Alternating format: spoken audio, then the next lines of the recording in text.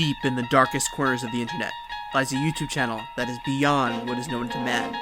It is a dimension as vast as space and as timeless as infinity. It is the middle ground between light and shadow, between science and superstition, and it lies between the pit of man's fears and the summit of his knowledge. This is the dimension of imagination. It is a YouTube channel which we call Flash Forward Reviews.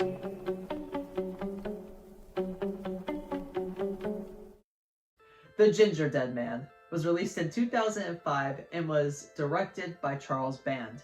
It stars Gary Busey. Yes, that Gary Busey. This Gary Busey right here. This Gary Busey. Him. Gary Busey stars in this movie, and it is about a serial killer who turns into a gingerbread man. What more do you say after hearing a movie description like that? I mean, it's a gingerbread man who's killing people, and the gingerbread man is being played by Gary Busey. I mean, I'm sold. I'm going into this. I'm excited, and there's so much to unravel with this movie, honestly. Just, it's a loss of words because you're watching it and there's so many funny sequences, but like, you just feel like at the same time you're losing brain cells as you're watching it, that you might feel physical pain as you're watching this movie. This might be like one of those commercials like sciatica and stuff like that, where it's like, you may experience a tumor in your left arm, a headache, or slight nausea. It's one of those, you know, you're watching The Gingerdead Man and you're like, you might experience a headache, the loss of brain cells, a sore ear. Everything happens with this movie, and I cannot recommend it enough. It is amazing. So going right into it, Gary Busey as the Gingerdead Man has so many cringe lines that are just absolutely hilarious. You know, you gotta have a Pillsbury Doughboy reference in this movie somewhere. There's just so many lines that are spoken in this movie that just leave you flabbergasted that this was most likely written on a script to be said by someone, or this action was written on a script to be performed by someone. And you start thinking about that, and it just, you physically feel pain. It just hurts.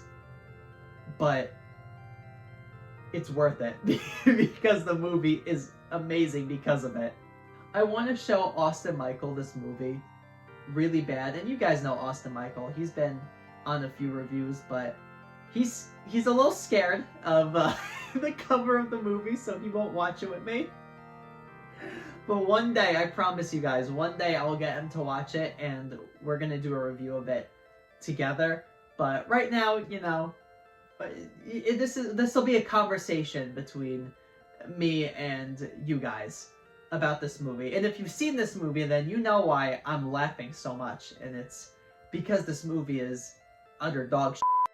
But it is so funny. There's just so many funny parts that I don't want to spoil, that are just so random, that don't even make sense in any context or any plot ever. But your eyes are just glued to the screen and you want to keep watching it because it is amazing, and you just won't regret it. You won't regret it. So quickly touch on some cons. Acting.